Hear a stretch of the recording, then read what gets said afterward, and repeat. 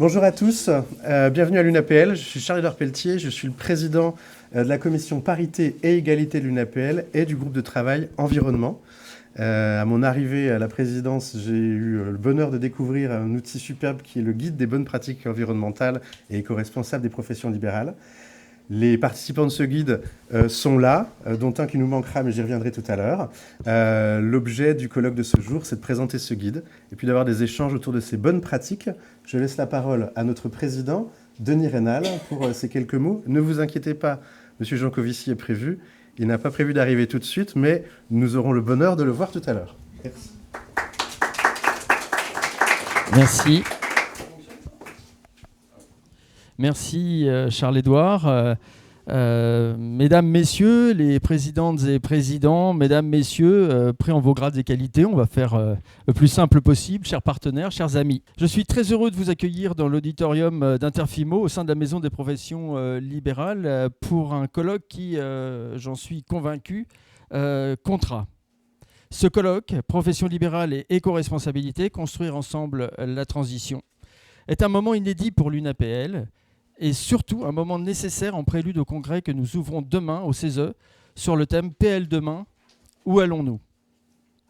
Je veux d'abord adresser un remerciement tout particulier aux membres de la commission parité égalité de l'UNAPL et à son président Charles-Édouard Pelletier qui ont travaillé cette question cruciale pour l'avenir de nos cabinets et celui des générations futures auxquelles nous nous devons de laisser une planète vivable, je dirais viable.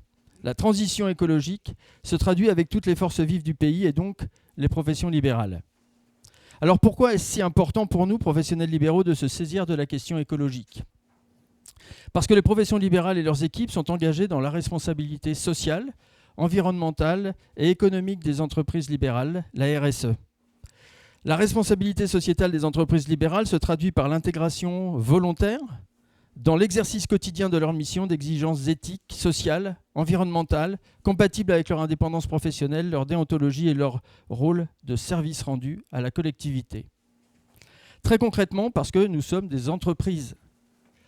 Nous occupons des locaux, nous chauffons, nous nous déplaçons, nous achetons, nous investissons, nous gérons des flux, des déchets, du numérique. Tout cela consomme de l'énergie et a une empreinte. Et sur tous ces sujets, nous avons des marges de progrès concrètes, accessibles, mesurables. Mais il y a une deuxième raison, peut-être encore plus profonde. Les professions libérales portent par nature une exigence, celle de l'intégrité de la personne et, j'ose le dire, la préservation de son environnement. Que l'on soigne, que l'on conseille, que l'on défende, que l'on conçoive, nous sommes au contact direct du réel, des besoins, des fragilités. Or, la transition écologique, ce n'est pas une idée abstraite. C'est une question de santé, de cadre de vie, de travail, de cohésion sociale. Ce n'est pas non plus un sujet politique qui appartiendrait à tel ou tel camp, c'est l'affaire de tous les citoyens de ce monde, où qu'ils soient. Chacun à sa place, à sa mesure, peut agir. Agir pour les entreprises, ce n'est pas le greenwashing pour attirer des segments de clientèle sensibles aux préoccupations environnementales. Ce n'est pas non plus un chemin de contrainte, mais un chemin de responsabilité. Notre ambition aujourd'hui est donc simple, passer du constat à l'action, le faire ensemble et le faire savoir. C'est le sens du titre « Construire ensemble la transition ». Dans quelques instants, nous aurons le plaisir d'entendre Jean-Marc Jancovici, du moins je l'espère, mon cher Charles-Édouard, que je remercie très sincèrement, il le saura certainement, d'avoir accepté notre invitation. Certains d'entre vous l'ont peut-être entendu ce matin sur France Inter dans un débat qui était extrêmement intéressant et je dois dire qu'en prélude au fait de venir chez nous, bon, il ne nous a pas cités mais il aurait pu évidemment, ça a été effectivement un immense plaisir de l'écouter une fois de plus, j'allais dire, parce que c'est quelqu'un qui fait vraiment référence, il sait mettre les mots clairs, parfois exigeants, sur la réalité physique de la transition et sur ce qu'elle implique pour nos activités et notre avenir commun. J'aurais voulu l'interpeller, mais on l'interpellera et on le fera ensemble, sur le projet de programmation pluriannuelle de l'énergie, la PPE. C'était le sujet qu'il évoquait ce matin dans ces thématiques de la décarbonation. Enfin, c'est assez passionnant. Enfin, il est doué et on a exactement le même âge. Nous poursuivons. Ça n'a l'air de ne pas avoir de rapport entre les deux, mais en fait, quand je l'écoutais ce matin, je me suis dit, si, ça a un gros rapport. Entre nous, puisqu'il n'est pas là, son anniversaire, c'est demain. J'ai vu que c'était demain, le 13 février, si mes renseignements sont exacts. J'ai juste un mois de plus que lui, quand même, pour marquer le coup. Mais surtout, ça veut dire qu'on a vécu cette même période. Et quand on a vécu cette même période, on aboutit finalement souvent au même résultat. Et c'est la considération aujourd'hui de ce qui se passe. Alors évidemment, je n'ai pas la prétention de ses capacités et de ses réflexions, mais n'empêche qu'on a vécu cette période-là, d'une période relativement faste, d'un deuxième des 30 glorieuses, du début de la consommation énergétique, des premières crises pétrolières et autres. Et ce n'est pas anodin dans un parcours. Nous poursuivrons avec une table ronde de témoignages. Et je remercie les professionnels libéraux qui ont accepté de partager leur expérience de terrain. Aurélien Champion, expert comptable et spécialiste RSE. Nicolas Blandin, kinésithérapeute. Et Achille je ne sais pas, Viano, avocat. Achille. Et personne ne dit Achille. Chez vous. Ah voilà. 3 métiers, 3 regards et une même logique. Montrer que l'action est possible ici et maintenant, dans nos cabinets, dans nos relations avec nos clients ou nos patients. Leur expérience sera une source d'inspiration pour nous tous. Je veux aussi remercier tout particulièrement le groupe de travail environnement de l'UNAPL. Ce colloque est le résultat d'un travail patient, engagé, mis en place dès 2023 qui se traduit aujourd'hui par des propositions concrètes. Et je le dis clairement, je souhaite que ce colloque soit une première étape. Une première étape d'une série d'actions de l'UNAPL pour intégrer la question environnementale dans tous ses aspects, sans dogmatisme, dans notre quotidien, dans nos organisations de travail et aussi au niveau collectif lorsque nous portons la voix des professions libérales. C'est l'objet d'un moment important aussi, ce colloque, la présentation, tu l'as dit, de notre guide pratique, de gestes et de pratiques éco-responsables. Et ça, je trouve ça génial, parce que c'est vrai qu'on vit, on n'est pas toujours sensibilisé à ce qu'on fait, à ce qu'on consomme. Parfois, on voit son confrère, sa consoeur qui est en train de faire quelque chose. On se dit, bah, tiens, là, peut-être ça consomme. C'est pour dire que ce n'est pas nous qui le faisons, bien sûr. Mais en tout cas, on est sensible à ce genre de choses. Et ces fiches pratiques sont des fiches d'attention, ce guide et ces fiches pratiques qui sont fondamentales parce que ça peut changer des petites choses. Et c'est à force de petites choses qui sont changées comme ça qu'on évolue, là aussi, de manière extrêmement constructive dans le cadre de l'environnement et de la préservation de la planète. Donc l'objectif, c'est de donner des repères, pas des leçons bien sûr, des solutions, des idées applicables et de faire gagner du temps aux professions libérales. En résumé, j'aimerais que nous emportions de ce colloque 3 choses. D'abord, une meilleure compréhension des enjeux, sans simplisme et sans anxiété paralysante. Ensuite, des retours d'expérience qui prouvent que c'est possible dans nos métiers, y compris à l'échelle des TPE. Et puis une méthode, faire ensemble, progresser par étapes, partager ce qui fonctionne. Je rappelle que ce colloque prend tout son sens comme prologue à notre grand rendez-vous de demain, le Congrès national des professions libérales, qui se tiendra au Conseil économique, social et environnemental. Donc c'est une bonne suite à cette journée qui vient en prélude et à ce congrès. Ça a été un petit peu délicat à organiser, mais tout le monde s'est mobilisé pour que ça puisse faire. Beaucoup la commission en question et puis tout le staff qui a permis que ça se tienne, en espérant, je meuble un peu, mais que Jean-Marc Jancovici ne va pas tarder à arriver quand même. Donc rendez-vous demain. Merci à nos intervenants, merci à toutes les équipes mobilisées, merci à vous toutes et tous d'être là. Je nous souhaite un colloque clair qui rassemble et qui nous permette de passer à l'action. Je vous remercie.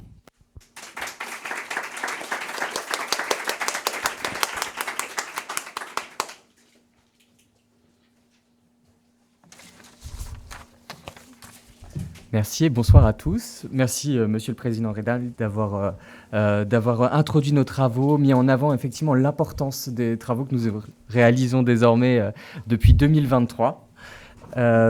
Effectivement, c'est en 2023 que la Commission Égalité-Parité, à l'époque sous la présidence d'Aminata Niakaté, désormais aussi sous l'impulsion de Charles-Édouard Pelletier, a décidé de s'emparer de cette question de la transition écologique. Je vais commencer par cette question. Pourquoi associer Commission Parité Égalité et transition écologique ?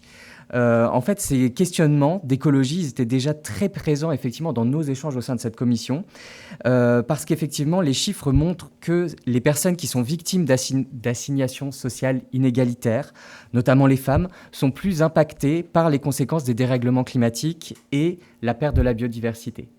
Aussi, suite à la présentation d'un rapport qui avait été mené par Antoine Gatté et Aminata Niakaté, Aminata qui est représentante de l'U2P au CESE, au Conseil économique, social et environnemental. Ce rapport avait été présenté justement pour parler d'inégalité de genre, de crise climatique et de transition écologique. Il nous a paru dès lors qu'il était essentiel, avec l'appui et le soutien de tous les élus de l'UNAPL, de lier ces deux objectifs. L'objectif de lutter contre la crise climatique et l'objectif également de se battre pour l'égalité, la parité, toujours sous l'angle qui nous habite, c'est-à-dire celui de l'entrepreneuriat et des professions libérales. Et comme vous l'avez dit, cette RSE, cette responsabilité sociétale des entreprises, elle résume justement l'ensemble de ces combats. Les combats pour l'égalité, les combats pour l'écologie, les combats pour aussi un entrepreneuriat et des professions libérales qui soient plus justes, plus équitables, plus respectueuses et plus humaines aussi. La RSE, c'est un concept dans lequel les entreprises intègrent les préoccupations sociales, environnementales, économiques, comme vous l'avez dit, dans leur activité et dans leurs interactions avec leurs parties prenantes et sur une base volontaire aussi. C'est important de retenir cette question de volontariat. On le verra plus tard, tous les professions libérales avec lesquelles on a pu échanger, tous les professionnels libéraux et libérales, ont insisté sur cette part positive que vous avez vraiment mis en avant. Effectivement, cette transition écologique doit être vraiment menée de manière positive et volontaire, notamment en mettant en avant les co-bénéfices que l'on peut avoir à rentrer en tant que professionnel libéral justement dans cette démarche. Donc cette démarche volontaire des entreprises, elle a pour but de traiter des questions essentielles, la question de la gouvernance de nos organisations, la question des droits de l'homme aussi, la question des relations et des conditions de travail, l'environnement bien sûr, la loyauté de nos pratiques, les questions relatives à la consommation aux consommateurs et le développement local de nos activités. Alors, ce travail, il n'a pas été mené qu'au sein de la commission égalité-parité, même si c'est cette commission, ses présidents et les participants à ces commissions qui ont impulsé justement ce travail-là. On a, dès le début, invité à rejoindre ce groupe de travail les autres personnes qui font partie de commissions à l'UNAPL, mais aussi des personnes extérieures qui souhaitaient participer à nos échanges et réfléchir à comment on pouvait apporter notre pierre à l'édifice sur ce sujet. Quel poids peuvent jouer les entreprises libérales sur cette RSE et plus largement, quel levier représentent-elles sur le changement climatique ? Je crois que vous avez mis en avant énormément de points, de leviers, d'outils effectivement que nous pouvons avoir pour lutter sur ce changement climatique. Vous n'avez pas rappelé les chiffres des professions libérales, alors je les ai rappelés ici, on les a en tête, mais les professionnels libéraux, c'est 1,7 million d'entreprises libérales, 1 363 000 salariés employés, et donc 3 millions d'actifs en France, et derrière tout ça, 70 millions d'usagers, effectivement, puisqu'on touche l'ensemble des Français sur notre territoire. Et donc c'est dans ce sens-là qu'effectivement on a un rôle à la fois dans nos pratiques, mais effectivement dans un rôle d'éducation, de sensibilisation auprès des personnes, des patients, des clients avec lesquels on peut être amené à échanger. Toutes et tous, on est attachés à cette question en tant que citoyens, mais l'idée de ce groupe de travail, c'était de se dire qu'effectivement, au-delà de notre sensibilité en tant que citoyen, au-delà des actes quotidiens qu'on peut avoir, en agissant au niveau de nos entreprises libérales, on pouvait avoir un poids encore plus important. Les TPE, les PME et plus particulièrement les entreprises libérales ne pouvaient pas rester en dehors des actions contre le changement climatique. Et en plus, nous fédérons 3 familles, vous le savez bien, cadre de vie avec cette importance permanente qui est accordée à notre environnement et à l'espace dans lequel nous vivons, le droit avec des experts du cadre juridique sur lesquels repose à la fois l'entrepreneuriat et les combats environnementaux, et les professionnels de santé qui prennent conscience de la question grandissante de la question environnementale et de la prévention. Beaucoup de nos professions étaient déjà engagées dans des mesures de changement de pratique en faveur de la lutte contre de la lutte pour la décarbonation et en faveur de la transition écologique. Mais c'était important de se dire qu'effectivement, tous ces pas qui avaient été faits à l'échelle de chacune de nos professions pouvaient être menés de front, conjointement, et pour cela, l'UNAPL nous paraissait le levier, l'échelon essentiel. Alors concrètement, quels étaient les objectifs de ce groupe de travail quand on s'est lancé dans ces actions. Promouvoir la santé environnementale, agir concrètement sur les transports, l'habitat, les achats, les pratiques, défendre une législation environnementale et aussi diffuser un discours politique qui vise à favoriser et encourager une écologie positive. Alors, par quoi on a commencé? Effectivement, la toute première chose, ça a été la diffusion large d'un questionnaire sur les pratiques environnementales et sur les attentes des professions libérales en termes d'environnement. Ce questionnaire, on a eu... je peux déjà commencer à passer sur mon diaporama.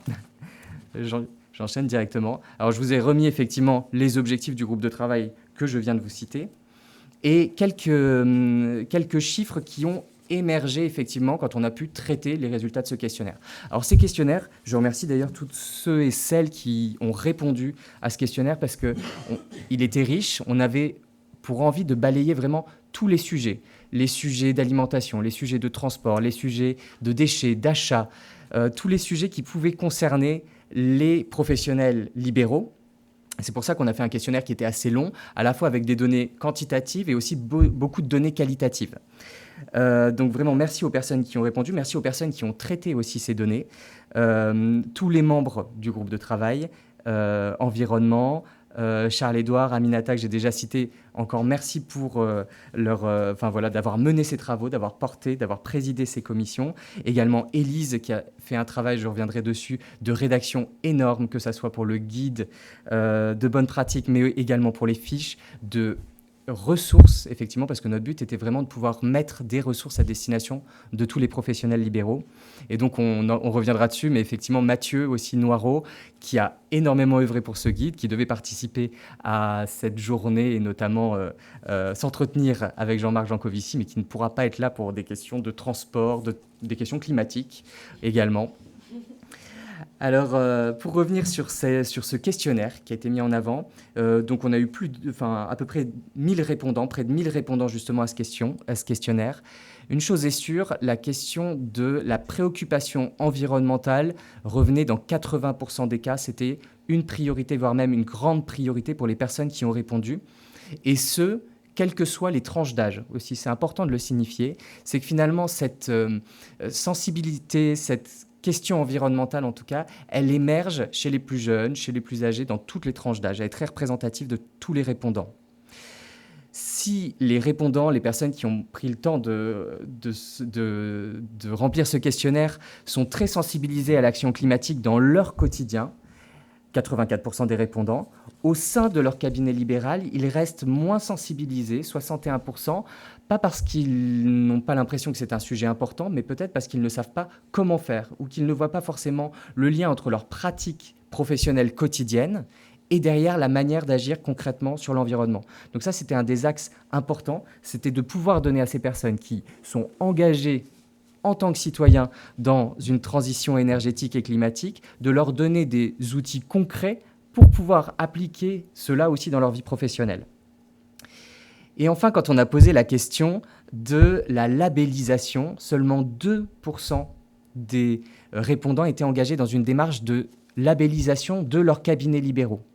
Et là encore, ça nous a semblé essentiel de nous dire, si les grandes entreprises, effectivement, ont cette responsabilité dans la labellisation, qu'en est-il, nous, de nos professions, de nos cabinets libéraux? De quelle manière peut-on agir, se faire labelliser, avoir aussi une question de l'impact carbone qu'utilisent nos entreprises libérales? Alors, c'est à partir de ces deux constats et après avoir effectivement traité ce questionnaire, qu'ont émergé en tout cas 4 demandes claires. C'est-à-dire que vraiment, les professionnels qui ont répondu à ce questionnaire ont fait émerger des demandes très claires par rapport à leurs besoins pour une transition climatique, une transition énergétique et un changement des pratiques environnementales. Le besoin numéro 1 qui est ressorti, c'est la question de disposer d'outils et de ressources gratuites, effectivement. La question financière a été très souvent soulevée, c'est-à-dire agir effectivement pour l'environnement, mais que cela soit accompagné et que cela ne nécessite pas aux professionnels libéraux, n'induise pas des coûts supplémentaires. on sait qu'il existe déjà énormément d'outils à la disposition de tout le monde. Peu sont encore ciblés sur les entreprises, ou alors ils sont ciblés sur les grandes entreprises, mais très peu sont utiles, accessibles pour les entreprises libérales. Donc notre but dans ce guide, c'était déjà de pouvoir recenser les outils qui pouvaient être utiles pour les professions libérales. Donc disposer d'outils gratuits, accessibles, spécifiques, parce qu'on n'a pas les mêmes besoins que des particuliers, on n'a pas les mêmes besoins que des grandes entreprises, pour les professions libérales, les TPE, les PME. Et notamment la question du bilan carbone, puisque s'il est possible de faire un bilan carbone individuel, si les grandes entreprises peuvent faire leur bilan carbone, les TPE, les PME et les professions libérales ne peuvent pas à ce jour réaliser un bilan carbone qui prenne en compte toute leur activité, du transport, de la gestion des déchets, des achats, etc. La deuxième chose, c'était vraiment une demande de lisibilité par rapport aux aides qui peuvent être apportées aux professions libérales. Donc rendre lisible, il manque un mot, rendre lisible et rendre les aides plus accessibles pour les professions libérales. Les achats de véhicules électriques légers, la mobilité douce, la rénovation de nos habitations et de nos locaux. Et notamment de pouvoir disposer d'un guichet unique, justement, qui puisse répertorier l'ensemble de ces aides pour faciliter, en fait, la vie et l'action des professionnels libéraux. La troisième partie, c'est la promotion de la formation, en mettant en place notamment des financements pour la formation environnementale pour les cabinets libéraux, notamment à l'aide de lignes dédiées dans les budgets des OPCO, des opérateurs de compétences. Et là, notamment, on parle face à l'UNAPL et notamment au FIFPL. La question, et d'ailleurs ça a été un des objectifs de notre commission, c'était de pouvoir proposer des programmes de formation sur la transition écologique des cabinets libéraux. Et d'ailleurs, ces formations peuvent être proposées au travers des ORIFPL et d'une APL formation. Et enfin, le quatrième point qui ressortait de ce questionnaire, c'était de mettre en place des travaux avec les professions libérales afin d'intégrer l'enjeu libéral dans leur mode de rémunération aussi. Quelque chose qui ne soit pas coercitif, mais qui soit incitatif, afin de les inciter à mettre en place des actions pertinentes à réel impact positif. Et donc, on revient sur cette question qui nous a guidés tout du long, qui était celle de l'écologie positive pour nos collègues entrepreneurs. À partir de ce questionnaire, il nous a semblé essentiel de répertorier tous les travaux qui avaient pu être menés par nos collègues des différentes branches des professions libérales et plus généralement tous les guides qui étaient sur des pratiques éco-responsables et de d'écrire notre propre guide justement qui puisse être commun à toutes les professions libérales. Et donc c'est dans ce cadre-là que nous avons rédigé ce guide qui a presque pour ambition d'être exhaustif puisqu'il fait une centaine de pages effectivement et qui vise à regrouper le maximum d'informations de manière utile, claire, centralisée pour les professionnels libéraux. Donc ce guide, vous pouvez le retrouver sur le site de l'UNAPL. Donc c'est vraiment un guide complet vers des pratiques éco-responsables. Encore une fois, un grand merci à Élise qui a énormément rédigé ce guide, Élise Nguyen, et à toutes les personnes qui ont participé à sa relecture, à sa rédaction et au perfectionnement de ce guide, aussi tous les membres de la commission du GT Environnement. Alors, comment il est constitué, ce guide, comment il se présente? Alors, la première étape que l'on a voulu faire, c'est de mettre en place, tout au début, un autodiagnostic. C'est-à-dire que la personne qui ouvre ce guide puisse, dès les premières pages, se questionner sur ses propres pratiques libérales. Et pour cela, on a proposé cet autodiagnostic autour de plusieurs thématiques. Déjà, une sensibilisation générale à la question éco-responsable, la question du bâtiment, la question de l'alimentation, la question de la gestion des déchets, la question de la sécurité, de la sobriété numérique, pardon, et aussi tout ce qui était important pour nous, c'est-à-dire la pédagogie environnementale, c'est-à-dire de quelle manière nous, en tant que professionnels libéraux, on a une responsabilité pour que nos pratiques soient éco-responsables, mais aussi pour que nos clients, nos patients puissent rentrer, nous accompagner, nous suivre dans cette démarche. Ce qui était important dans cet autodiagnostic, c'était à la fois que les personnes puissent se situer elles-mêmes, se positionner, et puis également que chacune des réponses puisse être aiguillée vers une source fiable et de donner des chiffres. Parce que ce qui est important aussi, c'est de se dire, ces gestes du quotidien que je fais, dans mon quotidien et également dans mon activité professionnelle, est-ce qu'ils valent vraiment le coup? Est-ce que tous ces gestes que je fais, derrière, il y a un réel impact. Et pour ça, c'était important pour nous, à chaque fois, de mettre en avant ces chiffres, de se dire, effectivement, je suis face à des choix, est-ce que je me déplace en train pour aller à une réunion, est-ce que je fais cette réunion en visio, d'avoir vraiment des données sur quel est l'impact, notamment en termes de carbonation, de chacun de ces actes du quotidien. Et donc, l'autodiagnostic a déjà pour but de citer ses premiers chiffres, de citer ses premières sources. Vous le verrez, tout le guide est sourcé à chaque fois. Ça, c'est une des grandes chances d'avoir ce guide aussi en version numérique. C'est qu'à chaque fois, vous pouvez cliquer sur les sources et aller vers les rapports, notamment les rapports de l'ADEME ou les outils très concrets, les guides très concrets justement en termes de responsabilité éco-environnementale. Une fois qu'on a fait cet autodiagnostic, eh bien, on peut éplucher ce guide en allant piocher dans les différents chapitres qu'il compose. Un premier chapitre qui concerne la sensibilisation. C'était essentiel pour nous, effectivement, d'avoir déjà une trame générale, d'expliquer ce qu'expliquait Denis Rénal tout à l'heure, c'est en quoi, justement, notre responsabilité, notre rôle en tant que professionnel libéral est intimement lié à la question éco-environnementale et en quoi c'est un sujet sur lequel nous devons nous emparer, duquel nous devons nous emparer. On vient de me signifier que Jean-Marc Jancovici est en train d'arriver, donc c'est une très bonne nouvelle. Je vais continuer la présentation de mon guide en attendant. Hein. Voilà. Le premier chapitre concernait effectivement la question des transports et mobilité durable.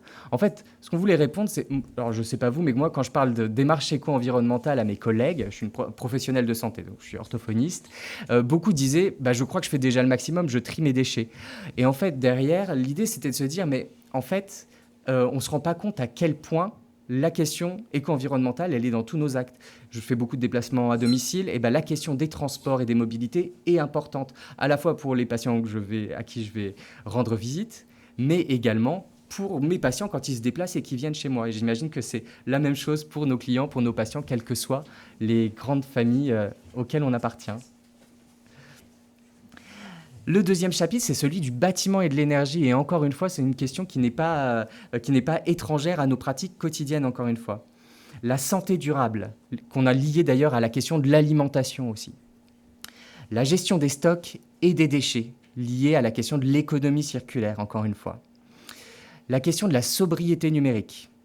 Et enfin, le dernier sujet dont je vous ai déjà parlé, c'est la question de la pédagogie environnementale et des co-bénéfices. Montrer comment on peut être bénéficiaire de cette démarche, justement. Chacun de ces chapitres du guide est détaillé de la manière suivante. Un premier chapitre qui montre comment agir, c'est-à-dire concrètement, qu'est-ce qu'on peut faire dans nos cabinets libéraux pour agir. Et deuxième point, comment financer. Encore une fois, je vous ai dit, les résultats du questionnaire, c'était toujours je veux bien, mais je veux savoir comment financer cette démarche aussi. Donc c'était vraiment notre but de nous dire il existe des solutions pour financer, mais pas seulement, aussi pour encourager cette démarche. Et enfin, une troisième partie avec pour aller plus loin. Et encore une fois, notre but, c'était de faire une synthèse des travaux, des guides, des rapports qui avaient pu être menés, et donc de permettre à chacun qui a envie de pousser cette démarche encore plus loin d'avoir accès à ces documents. Cette fiche en double. Et alors, notre but, c'était de ne pas imprimer nécessairement ce guide. On s'est dit, on est dans une démarche éco-environnementale, on va proposer ce guide de manière numérique, d'autant plus, comme je vous l'ai dit, parce que ça permet d'avoir des liens qui permettent d'orienter vers plus de sites, de fiches, d'outils, etc. Mais par contre, d'en faire des fiches pratiques. Donc, on a lié à l'édition de ce guide 5 fiches pratiques par thématique. Une fiche sur le transport et les mobilités durables, une fiche sur le bâtiment et l'énergie, une fiche sur la santé durable et l'alimentation, une autre sur la gestion des stocks et des déchets, l'économie circulaire, et une 5e sur la sobriété numérique et la lutte contre l'obsolescence programmée. Je vous invite, si vous n'avez pas forcément le temps de vous plonger tout de suite dans le guide, à consulter ces 5 fiches. Elles sont, encore une fois, je vous présente le QR code pour aller consulter ces fiches, et je vais vous présenter un peu l'anatomie d'une fiche telle qu'on l'a pensée. Premier point, la question des chiffres clés. Je vous ai dit, c'était important pour nous d'avoir des chiffres clairs qui nous permettent d'évaluer et de voir où on se situe et en quoi nos actions peuvent avoir un impact. Une deuxième partie de la fiche sur les actions à entreprendre. Là, par exemple, pour les transports et les mobilités durables, mettre en avant des changements dans la mobilité, mettre en avant... comment on peut mettre en place des bonus, des malus, etc., changer nos pratiques environnementales, changer nos véhicules. Et enfin, tout ce qui est incitation et régulation. Je vous ai dit, ce n'est pas que des incitations financières, c'est aussi des régulations. Et donc, sur chaque fiche, on a quelques pistes concrètes sur les incitations, les régulations sur lesquelles on peut s'appuyer.